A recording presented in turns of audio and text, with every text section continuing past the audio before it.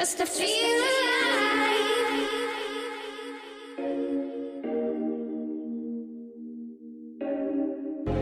Faith and desire. Hey, what's up guys? Another video, Source of Asia blog, Rico. So today I wanted to talk about 4 do's and don'ts. Well, it's going to be 8 total that I think buyers should do and shouldn't do before placing an order with the supplier. So I'll start with the don'ts. The first thing that you shouldn't do is you should not go with the first 1 or 2 suppliers that you speak to. That is a very, very big mistake. You want to take your time, do as much research as possible. Don't just jump into an order just because, you know, the first person that you spoke to said they can make your product and they hit the price points that you're expecting. The next don't is don't let suppliers know that you're communicating with multiple factories until you get to a negotiation stage. Typically, when I say negotiation, I'm talking about price. That's one of the things that people negotiate the most, right? So once you're at that stage and you're negotiating price, then you can come to them and say, like, look guys, I want to work with you, but you know, I have 3-4 other quotations that are slightly lower than yours or significantly lower than yours, and you know, I understand that you guys have better quality, but you know, in order for me to hit the price points that I'm looking for, you guys have to come down on your created cost.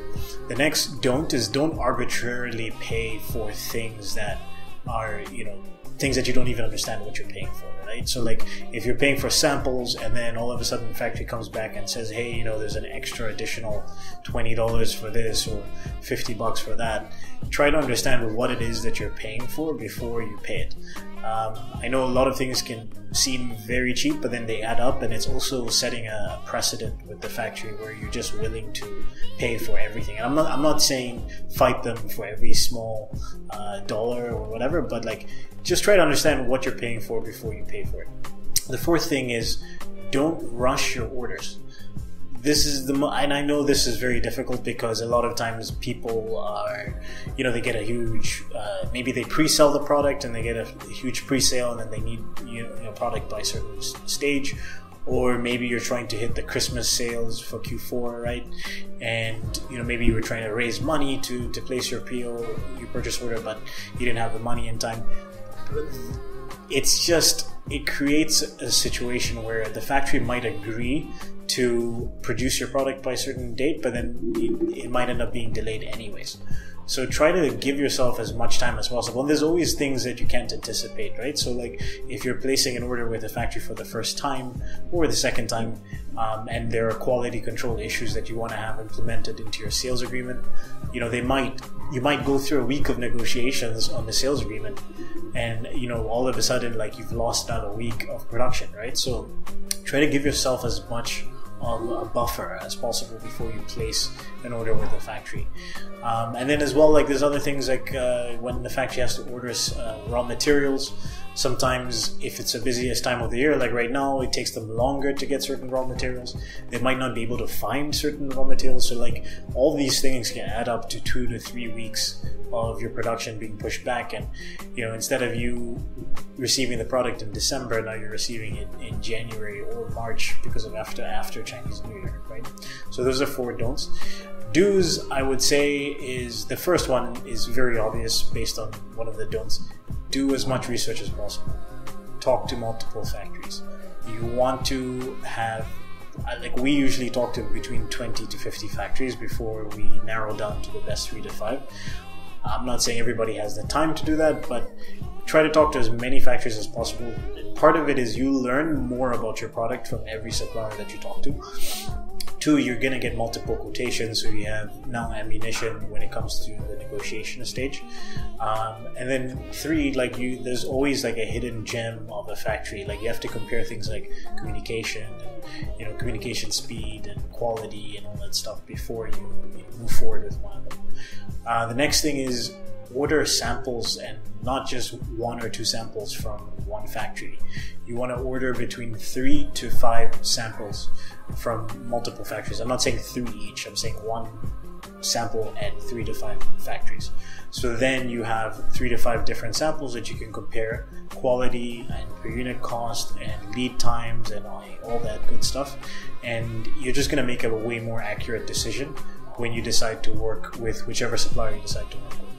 Another do is do an inspection before you place an order with the factory. I know most of you guys are not in China, so you can hire an inspection company, or you can hire a company like mine to go and do an inspection. Shameless plug, I know. You can hire a company like mine to go and do an inspection at a factory. Again, this could just be a one-off service where we go there, we see what's going on, we kind of create a digital tour for you and a report on what we find, right? And then the fourth thing is a major do is create your own sales agreement. Create your own sales agreement.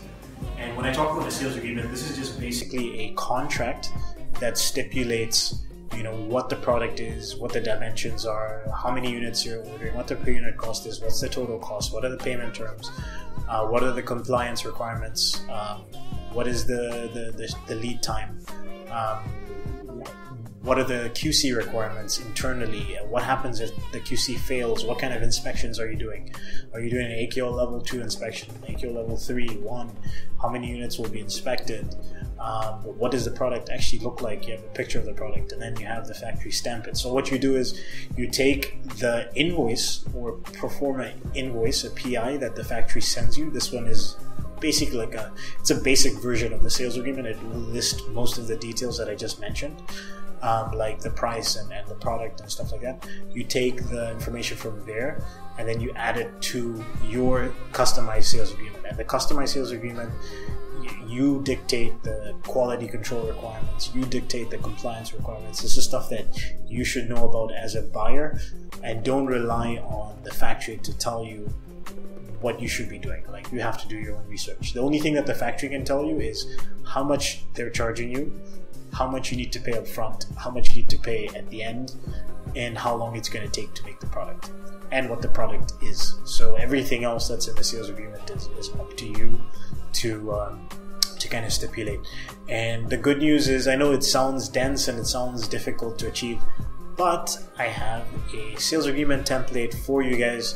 I'm going to put a link in the description of this video, and you can click there and download our sales agreement for free.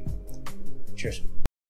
What's up, YouTube? Thanks for watching the video. If you like this kind of content, I have a special gift for you. It's called the Definitive Sourcing Guide Arsenal. It's our 4-step sourcing guide. The link is in the description below. Of course, we also have the Made in China podcast at sourcefineasia.com/Made in China. Link is in the description below. And of course, subscribe. Shake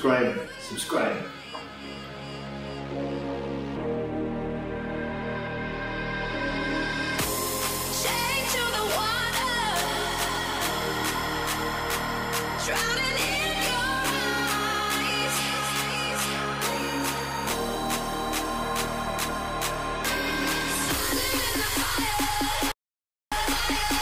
in the fire.